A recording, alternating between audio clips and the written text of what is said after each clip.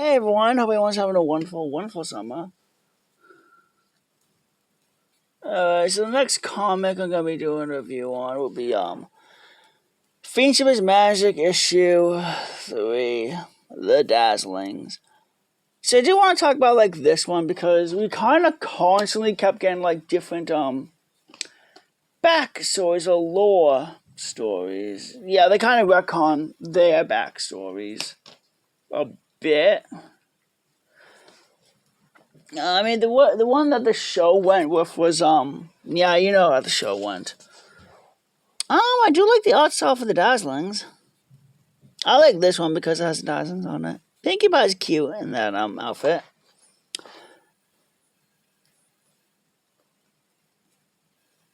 So I yeah.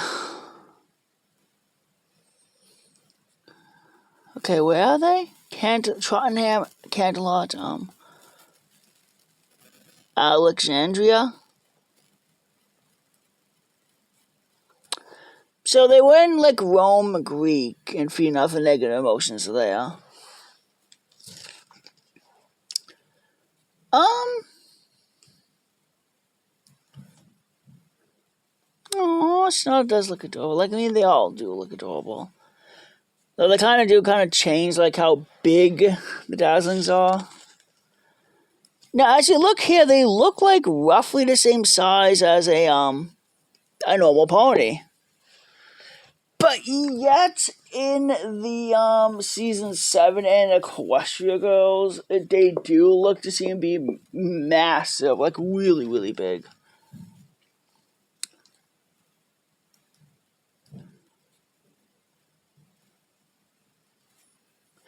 So I don't think the Dazzlings are over 1,000 years old, because the comic does end with them being sent to the Equestria Girls world, which is nice. Yeah, so the comic is basically them going on a singing competition. I like how no one bats an eye or even freaks out upon seeing like 3 sirens floating around Canterlot. Yeah, I do like how Arya is a little bit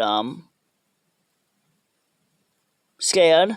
But we never see the princesses in the in this comic whatsoever. You think Celestial Luna would know that they or know that their subjects are acting weird. Then again, Star Sword's still around, so it kind of implies that Celestial Luna would be teenagers by this point. So they're in like the gladiator arena in Rome.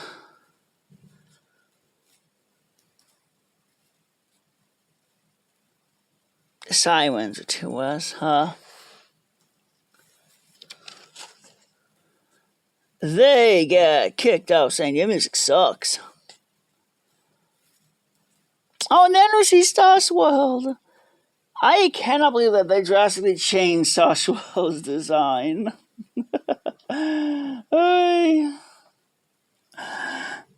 Yeah, I think that's how he used to look in the early seasons of the show. He went from having blue fur to well,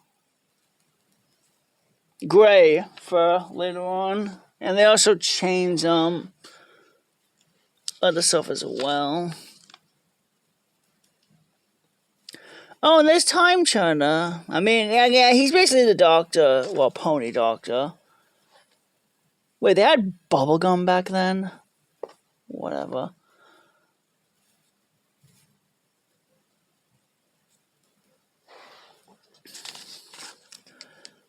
Alright, so they basically did like different, they made pop music.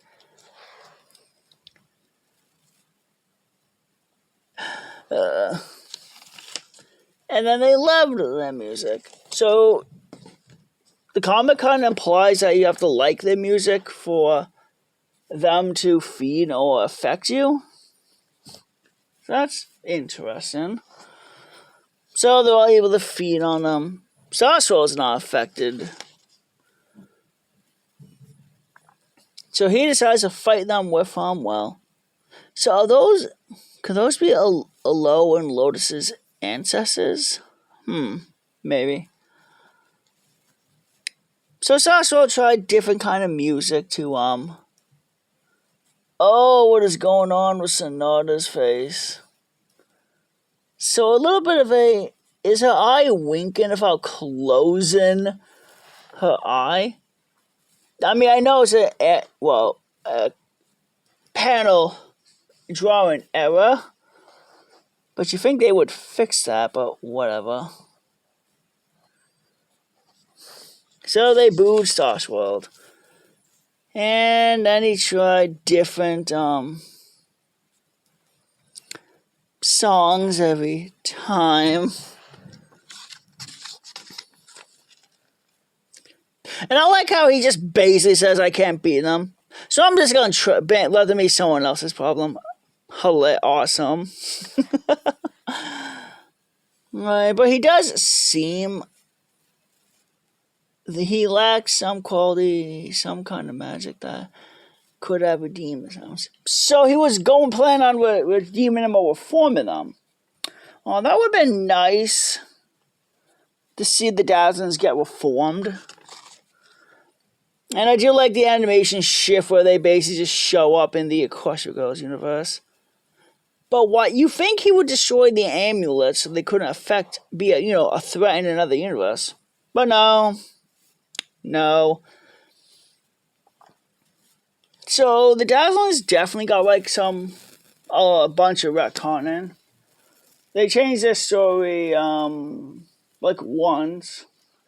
Every other character's story kind of stayed the same.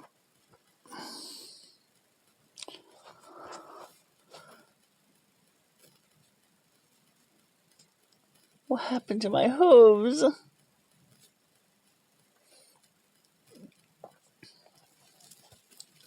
I do like how Dodger just instantly figures out she's in another world. And I guess like this is days before the Battle of the Bands.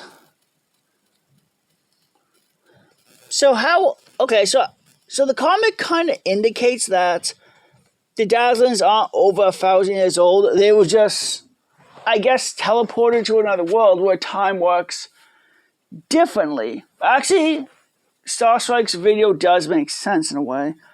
Apparently, time is like 3 times faster than, in Equestria than this world.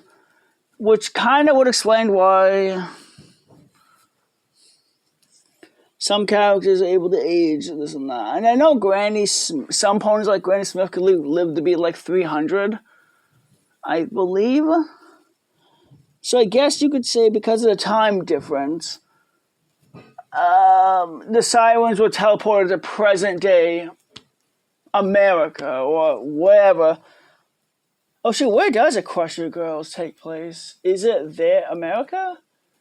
Or is it somewhere else? So there's a Canterlot High, so they'll be in Canterlot or around Canterlot area. Then there's a Crystal Prep High. So that means there has to be a Ponyville school somewhere in the My Little Pony Equestria Girl universe.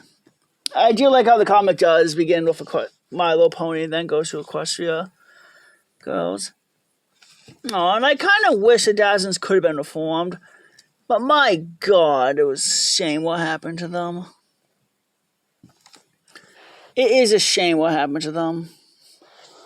They lost the amulet. Well, it got destroyed thanks to Sunset Shimmer and the others. Then they learned to sing again. They're trying to become famous. But no, Equestria Girls got canceled before. They could do much more. I wonder if and I'm a little bit disappointed in Backstage Pass, Backstage Pass. The commercials were kind of implying that the Dazzlings were going to be in it, have a bigger role, but no, they only show up for a couple of minutes and then gone. And we didn't even get to see when Sunset touches Adagio to see into her mind, to see what they've been up to since Rainbow Rocks.